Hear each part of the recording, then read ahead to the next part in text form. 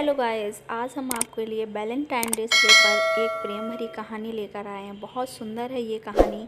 शाम का वक्त था, हल्की सर्दी होने के कारण अंधेरा हो चला था। हाथों में हाथ डाले ऑफिस से बस स्टॉप तक हमने एक लंबी दूरी तय कर ली थी। फिर भी थकावट नहीं थी, हाथ भी पसीना आने के बावजूद एक दूसरे से छूट नहीं रहे थे। बस स्टॉप पर पहुंचकर हम वहीं फुटपाथ पर बैठ गए और बस आने का इंतज़ार करने लगे। उस वक्त बातें करने के लिए बहुत कुछ था न, इतना कुछ कि वक्त कम पड़ जाए। मन करता था कि बस ऐसे बैठे रहें, हमेशा एक दूसरे का हाथ पकड़े रहें।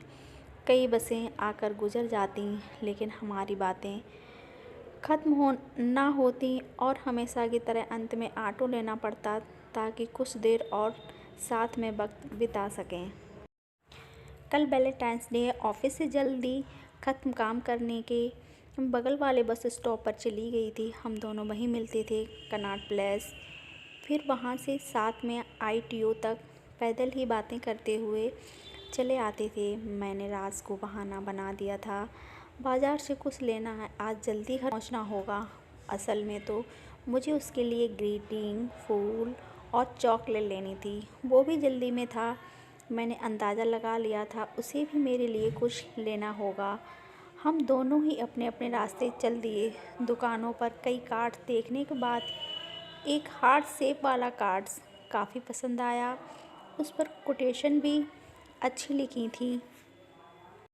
मैंने फटाक से उसे ले लिया। कोने में लटका एक टेडी भी बहुत अच्छा लग रहा था, सो उसे भी ले लिया। अब कल शाम का इंतज़ार था जब हम मिले। इस वक्त मोबाइल फ़ोन का ज़्यादा चलन नहीं था। ऑफिस में काम करते हुए भी बार बार घड़ी पर ध्यान जा रहा था। फिर शाम हुई, कदम तेज़ी से बस स्टॉप की ओर बढ़ने लगे। बार बार राज का चेहरा सामने आ रहा था, धड़कनें तेज़ थीं। समझ नहीं आ रहा था विश कैसे करूँगी, कार्ड कैसे दूँगी जो उसके लिए मैंने लिया था। पता नहीं आज नज़र मिलने की हिम्मत नहीं हो रही थी। सोच कर ही शर्म से चेहरा लाल हो गया था। वो हमेशा की तरह बस स्टॉप पर खड़ा मुस्कुरा रहा था। मुझे देखते ही अपना हाथ आगे बढ़ाया और गले लगा लिया। दोनों चुप थे। कुछ देर चल रहे थे पैदल, लेकिन कुछ बोलने का मन नहीं था। धड़कनें तेज़ धड़क रही थीं, हाथों की कसावट का वादा सा कर रही थीं हमेशा साथ रहने का।